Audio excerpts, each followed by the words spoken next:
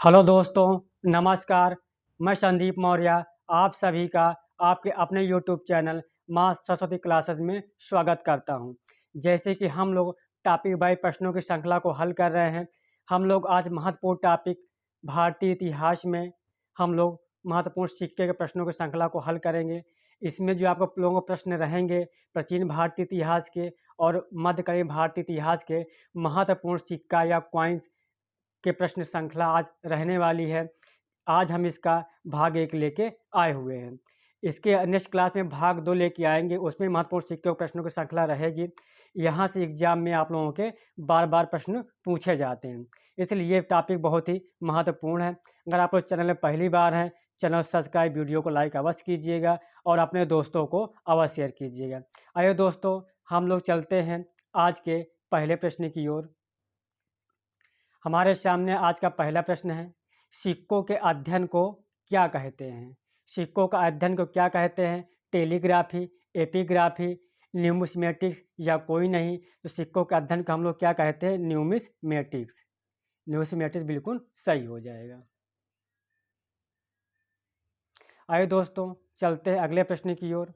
हमारे सामने अगला प्रश्न है, सिक्कों की माप पद्धति आकार को क्या कहते हैं? जो सिक्कों की माप पद्धति होता है, या गोलाकार या चौकोर होता है, तो उसकी माप पद्धति को क्या कहते हैं? मैप पद्धति, मेट्रोलॉजी, टोकोलॉजी या सभी? तो क्वेश्चन नंबर 2 में आपका हो जाएगा, सिक्कों की माप पद्धति को जो हम लोग क्या कहते हैं? मेट्रोलॉजी। आइए मित्रों, चलते हैं अगले प्रश्न की ओर। हमारे सामने अगला प्रश्न है, भारतीय मुद्रा शास्त्र के जनक कौन माने जाते हैं? जो भारतीय मुद्रा शास्त्र है, इनके जनक कौन माने जाते हैं? James Prinsep, Cunningham, Robert Bruce Foote, John Marshall? तो आपके भारतीय मुद्रा शास्त्र के जो जनक माने जाते हैं आपके जेम्स प्रिंसेप। आइए मित्रों, चलते हैं अगले प्रश्न की ओर। हमारे सामने अगला प्रश्न है, व्यवस्थित मुद्रा शास्त्र के जनक किसे माना जाता है? James Prinsep, Cunningham, John Marshall, Robert Bruce Foote? यहाँ पे जो है आपका होगा ब्रूसफ्रूट। तो क्वेश्चन नंबर 4 में आपका हो जाएगा, जो व्यवस्थित मुद्रा शास्त्र के जो जनक आपके माने जाते हैं, कनिंघम महोदय माने जाते हैं। आइए मित्रों, चलते हैं अगले प्रश्न की ओर। हमारे सामने अगला प्रश्न है, भारतीय मुद्रा परिषद की स्थापना 1910 ईस्वी में कहाँ किया गया था? एग्जाम में कई बार प्रश्न पूछा गया है कि भारतीय मुद्रा परिषद की स्थापना 1910 ईस्वी में कहाँ किया गया था? लखनऊ, देहरादून, इलाहाबाद, दिल्ली? तो आपके जो हम भारतीय मुद्रा शास्त्र की स्थापना 1910 ईस्वी में आपके इलाहाबाद में किया गया था। अगला प्रश्न है, वैदिक काल में सिक्कों का आविष्कार नहीं हुआ था। यहाँ पर वस्त्र विनिमय का माध्यम क्या था? अनाज, गाय, जमीन और वस्त्र। तो उस समय वैदिक काल में क्या था? सिक्कों का आविष्कार, सिक्कों का प्रचलन नहीं था, सिक्कों की खोज नहीं हुई थी या सिक्कों का निर्माण नहीं हुआ था। पर लेकिन हाँ, जो वस्त्र विनिमय लोग कुछ चीज़ खरीदते थे, तो उसका माध्यम क्या था? तो क्वेश्चन नंबर 6 में आपका हो जाएगा, उस समय माध्यम आपका क्या था? गाय था। आइए दोस्तों, चलते हैं अगले प्रश्न की ओर। ऋग्वेद में एक शब्द आया है, निष्क आया है, यह क्या है? गले का हार, कान की बाली, सोने का सिक्का या कोई नहीं? यह प्रश्न भी एग्जाम में कई बार पूछा गया है कि ऋग्वेद में एक शब्द आया था निष्क, जो है निष्क आपका क्या था? ये गले का हार था। आइए मित्रों, चलते हैं अगले प्रश्न की ओर। सिक्कों का प्रचलन किस काल में शुरू हुआ? मौर्य काल, गुप्त काल, हड़प्पा काल, सूत्र काल? जो सिक्कों का प्रचलन आपका शुरू हुआ था, वो सूत्र काल से आपका जो है स्टार्ट हो गया था। अगला प्रश्न है, भारत का पहला सिक्का कौन है जिसका आविष्कार 5वीं शताब्दी में हुआ था? भारत का पहला सिक्का कौन सा? एग्जाम में प्रश्न पूछा जाता है। आप लोग चाहे एनवीएस के एग्जाम देंगे, केवीएस का देंगे, डीएसएसबी के देंगे, यूपी टीजीटी, पीजीटी या यूजीसी नेट का या हार के एग्जाम देंगे, वहाँ प्रश्न पूछा जाता है भारत का पहला सिक्का कौन था जिसका आविष्कार 5वीं शताब्दी में हुआ था? तो आपको इसमें से हो जाएगा सभी। पर्ण भी था, करसाणपर, पंचमार्ग, ये एक ही सिक्के के नाम हैं। पर्ण, करसाणपर, पंचमार्ग, ये एक ही सिक्के के नाम, इसलिए आपका आंसर हो जाएगा उपर्युक्त तो सभी। अगला प्रश्न है, पर्ण नाम, जो सिक्का का क्या नाम? सिक्का का जो नाम था, पर्ण नाम था, किस ग्रंथ में मिलता है? अर्थशास्त्र, अष्टाध्यायी, बौद्ध साहित्य या सभी? तो क्वेश्चन नंबर 10 थोड़ा आप लोग कमेंट करते रहें। जो पढ़ नाम किस ग्रंथ में जो आपका मिलता है, सिक्के का नाम जो पढ़ मिलता है वह किस ग्रंथ में मिलता है, तो आंसर हो जाएगा आपका उपर्युक्त सभी। आइए मित्रों चलते हैं अगले प्रश्न की ओर। हमारे सामने अगला प्रश्न है, किस ब्राह्मण में पर्ण को कर्षाणपण कहा गया है? किस ब्राह्मण ग्रंथ में जो है पर्ण को कर्षाणपण कहा गया है? छत्रपति ब्राह्मण, शतपथ ब्राह्मण, संविधान ब्राह्मण, ऐतरेय ब्राह्मण। तो इसमें से आपका हो जाएगा संविधान ब्राह्मण में ही जो है पर्ण को कर्षाणपण कहा गया है। आइए मित्रों चलते हैं अगले प्रश्न की ओर। किस इतिहासकार ने पर्ण को आहट सिक्का कहा है? पर्ण को आहट सिक्का कहा है चौधरी देवीलाल, बीबी लाल, महादेवी वर्मा, वासुदेव शरण अग्रवाल। तो क्वेश्चन नंबर 12 में आपका हो जाएगा, जो आपको जो पर्ण को आहट सिक्का कहे थे आपके वासुदेव शरण अग्रवाल ने कहे थे। आइए मित्रों चलते हैं अगले प्रश्न की ओर। किसने पर्ण को पंचमार्क सिक्का कहा है? किसने पर्ण को पंचमार्क सिक्का कहा है? वासुदेव शरण अग्रवाल, जेम्स प्रिंसेस, महादेवी वर्मा, भंडारकर महोदय। तो इसमें से जो पर्ण को पंचमार्क सिक्का आपको जो कहे थे जेम्स प्रिंसेप ने कहे थे। अगला प्रश्न है, किसके अनुसार 1800 ईस्वी में कर्नल कोल्डबोल्ट को तमिलनाडु के कोयम्बटूर में सर्वप्रथम पर्ण सिक्का प्राप्त हुआ है? वासुदेव शरण अग्रवाल, जेम्स प्रिंसेस, डॉक्टर परमेश्वरी नाथ गुप्ता या इनमें से कोई नहीं। तो क्वेश्चन नंबर 14 में हो जाएगा डॉक्टर परमेश्वरी नाथ गुप्ता। पर्ण या कर्षाणपा सिक्का का पहला साहित्यिक साक्ष्य कौन सा है? पर्ण या कर्षाणपा सिक्का का पहला साहित्यिक साक्ष्य कौन सा है? अर्थशास्त्र, अष्टाध्यायी, बौद्ध साहित्य, जैन साहित्य। तो क्वेश्चन नंबर 15 थोड़ा आप लोग कमेंट भी बीच में करते रहें। तो इसमें से आपका हो जाएगा अष्टाध्यायी। जो पर्ण नाम का जो सिक्का, पर्ण या कर्षाणपा जो सिक्का था आपका पहला साहित्यिक साक्ष्य जो आपके अष्टाध्यायी में मिलता है। दोस्तों हम लोग महत्वपूर्ण सिक्कों के प्रश्नों को श्रृंखला को हल कर रहे हैं। इससे बाहर आप लोगों की एग्जाम में प्रश्न नहीं आने वाला है। इसलिए अगर आप लोग चैनल पहली बार चैनल सब्सक्राइब, वीडियो को लाइक अवश्य कीजिएगा और इस सेशन को अपने दोस्तों को अवश्य शेयर कीजिएगा। आइए मित्रों हम लोग चलते हैं अगले प्रश्न की ओर। हमारे सामने अगला प्रश्न है, पर्ण या कर्षाणपा सिक्का का पहला अभिलेखी साक्ष्य कौन सा है? जूनागढ़ अभिलेख, मंदसौर अभिलेख, हाथी गुम्फा अभिलेख, नाना घाट अभिलेख। तो इसमें से आपका हो जाएगा पर्ण या कर्षाणपा सिक्का का पहला अभिलेखी साक्ष्य कौन सा था आपका? तो नाना घाट था। आइए मित्रों चलते हैं अगले प्रश्न की ओर। आहट सिक्कों में कौन से चित्र अंकित मिलते हैं? सूर्य, चंद्र, वृक्ष, नदी या सभी? जो आहट सिक्के में जो आपको चित्र मिलते हैं आपके इसमें से सभी मिलते हैं। अगला प्रश्न है, पर्ण सिक्का किस धातु का बना है? चांदी, तांबा, सोना, सीसा। एग्जाम में कई बार प्रश्न पूछा गया है, जो प्राचीन काल में जो आपका पर्ण सिक्का मिला हुआ था वो किस धातु का बना है? तो आपकी जो धातु थी वो चांदी थी। अगला प्रश्न है, भारत में सर्वप्रथम सोने का सिक्का किसने चलाया? मेनांडर, कनिष्क, होविस्क या कोई नहीं? तो भारत में सोने का सिक्का सर्वप्रथम जो चलाए थे आपके तो मेनांडर ने चलाए थे। अगला प्रश्न आप लोगों के सामने है, सर्वप्रथम किस वंश के शासकों ने निश्चित आकार के चित्रयुक्त लेखयुक्त सिक्का चलाए थे? मौर्य वंश, गुप्त वंश, हिंद यवन शासक, शक शासक। जो निश्चित आकार के चित्रयुक्त और लेखयुक्त सिक्का जो चलाए थे आपके हिंद यवन शासक ने चलाए थे। अगला प्रश्न है, भारत में सर्वप्रथम द्विभाषा लिपि में सिक्का किसने चलाया था? एग्जाम में कई बार प्रश्न पूछा भी गया है, आया हुआ भी है। भारत में सर्वप्रथम द्विभाषा लिपि के सिक्का किसने चलाया था? तो क्वेश्चन नंबर 21 में आपका हो जाएगा डिमेट्रियस प्रथम। डिमेट्रियस प्रथम ने ही जो है द्विभाषा लिपि के सिक्के चलाए थे। आइए दोस्तों चलते हैं अगले प्रश्न की ओर।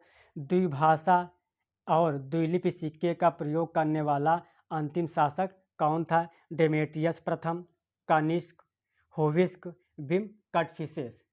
तो द्विभाषा लिपि या द्विलिपि जो है का प्रयोग करने वाला अंतिम शासक कौन थे आपके? बिम कडफिसेस थे। अगला प्रश्न है, विश्व में सर्वप्रथम निकिल धातु के सिक्के कौन चलाए थे? निकिल धातु के अगाथोक्लिज, पेंटालियन, दोनों या कोई नहीं? तो विश्व में सर्वप्रथम निकिल धातु के सिक्के चलाए थे आपके दोनों चलाए थे, अगाथोक्लिज और पेंटालियन ने। आइए मित्रों चलते हैं अगले प्रश्न की ओर। हिंद यवन शासकों ने भारत में सोना, रजत, निकिल और सीसा के सिक्के चलाए थे। सोने के सिक्कों को क्या कहा जाता था? जो हिंद यवन शासक थे आपके, सोना, रजत, निकिल और सीसा के सिक्के चलाए थे। सोने के सिक्कों को क्या कहा जाता था? कालंजु, स्टेटर, निक्स, गोकुल। तो सोने के सिक्के को आपको जो है स्टेटर कहा जाता था, स्टेटर। आइए मित्रों चलते हैं अगले प्रश्न की ओर। भारत में नियमित रूप से सोने का सिक्का कौन चलाए थे?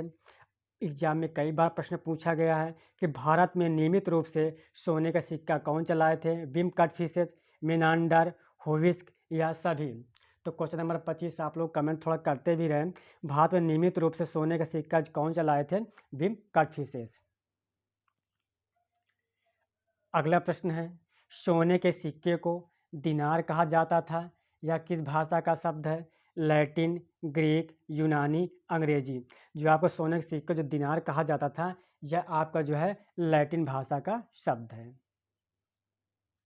आइए मित्रों चलते हैं अगले प्रश्न की ओर। बिम कडफिसेस के सिक्कों पर किसका अंकन मिलता है जिससे यह पता चलता है कि वह शैव धर्म का पोषक था? शिव, नंदी, त्रिशूल या सभी? तो बिम कडफिसेस जो सिक्कों का जो अंकन मिलता है इससे पता चलता है कि शैव धर्म का पोषक था। तो उसके सिक्कों में सभी प्रकार के आपका जो है शिव के चित्र मिलते हैं, नंदी और त्रिशूल के भी चित्र मिलते हैं, इसलिए आपका आंसर सभी सही हो जाएगा। आइए मित्रों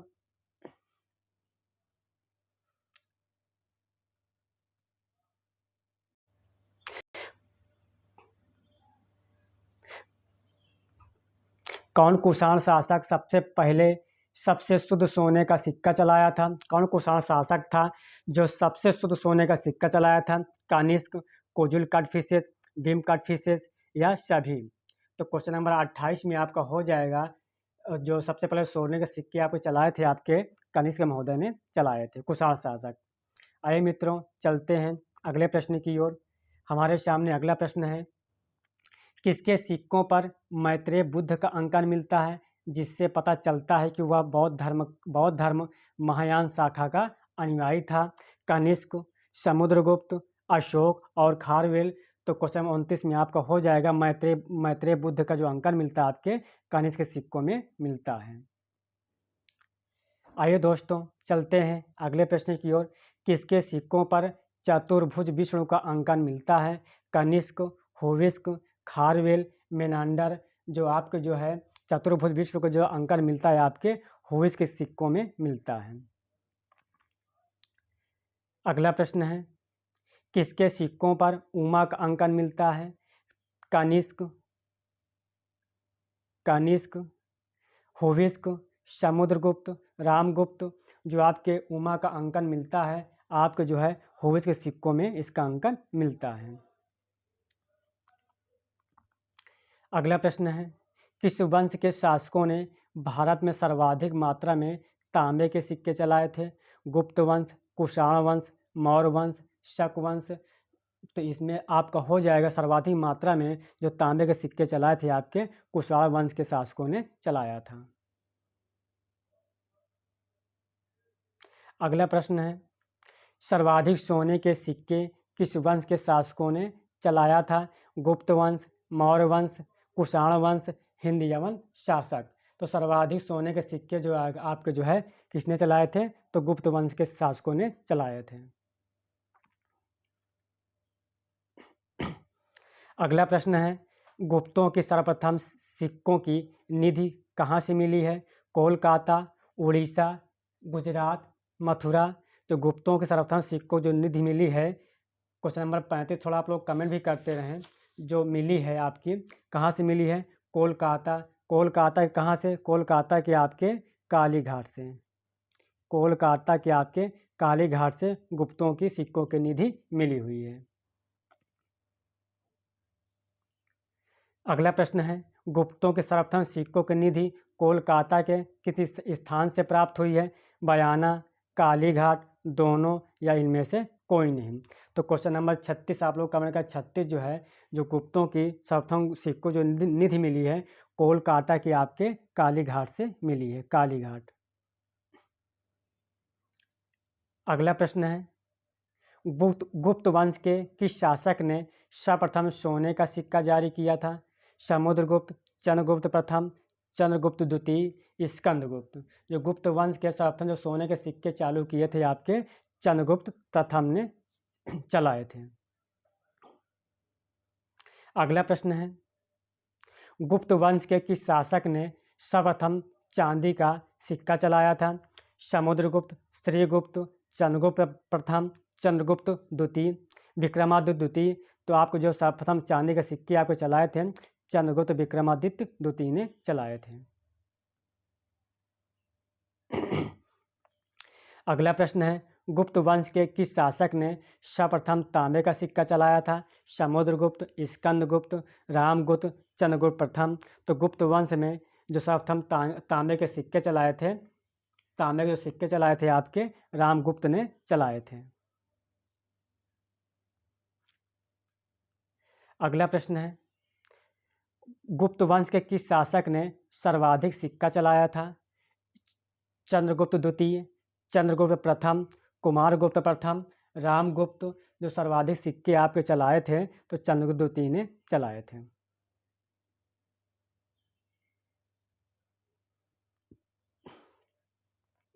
अगला प्रश्न है, गुप्त वंश के किस शासक ने सर्वाधिक प्रकार का सिक्का और सर्वाधिक स्वर्ण सिक्का किसने चलाया था? समुद्रगुप्त, चंद्रगुप्त द्वितीय, कुमारगुप्त प्रथम, रामगुप्त। तो क्वेश्चन नंबर 41 में आपका आंसर हो जाएगा कुमारगुप्त प्रथम। कुमारगुप्त प्रथम ने ही सर्वाधिक प्रकार का सिक्का और सर्वाधिक स्वर्ण सिक्का चलाए थे। अगला प्रश्न है, गुप्त वंश के किस शासक ने अश्वमेध यज्ञ किया था? समुद्रगुप्त, कुमारगुप्त प्रथम, दोनों या कोई नहीं। तो गुप्त वंश के जो शासक थे अश्वमेध यज्ञ किए थे आपके दोनों, इसमें आपका दोनों सही हो जाएगा। अगला प्रश्न है मित्रों, हमारे सामने अगला प्रश्न है, गुप्त वंश के किस शासक ने सबसे कम सिक्का चलाया था? स्कंदगुप्त, कुमारगुप्त, रामगुप्त, चंद्रगुप्त द्वितीय।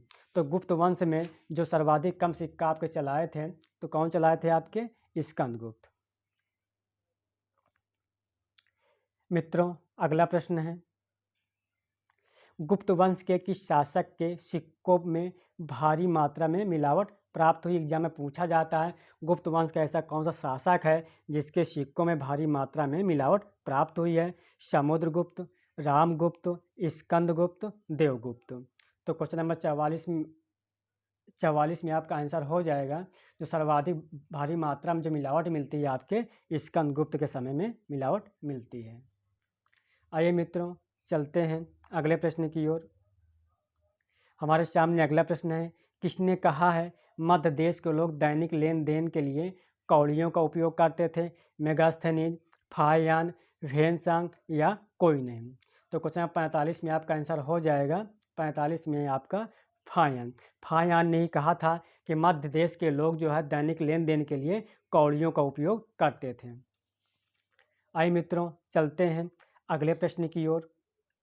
गुप्त वंश के बाद किस वंश के शासक ने सोने का सिक्का चलाया था? मौखरी वंश, वर्धन वंश, चोल वंश, कलचुरी वंश। क्यों गुप्त वंश के गुप्त वंश के बाद सोने के सिक्कों का प्रचलन बंद हो गया था, बाद में ऐसा कौन सा वंश आता है, कौन सा वंश ने सोने का सिक्का चलाया था? तो आपके हो जाएंगे कलचुरी वंश के शासकों ने सोने के सिक्के चलाए थे।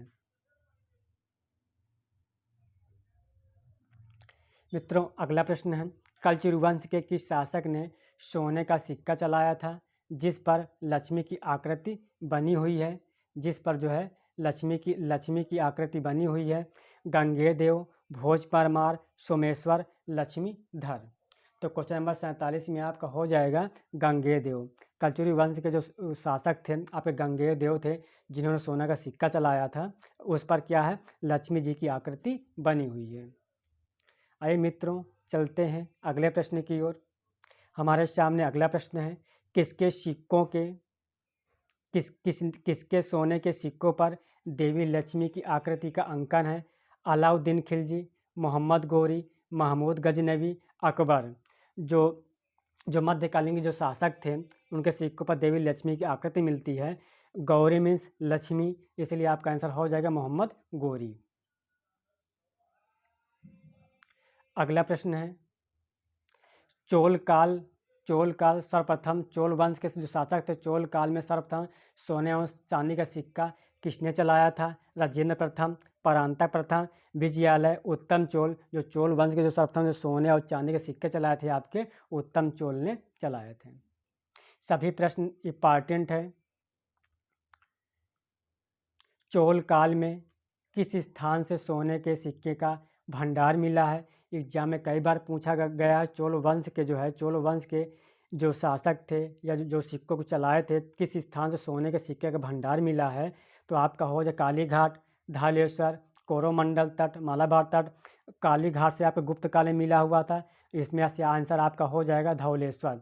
धौलेश्वर से ही जो है चोल काल के सोने के सिक्के क्या मिलता है, भंडार मिलता है।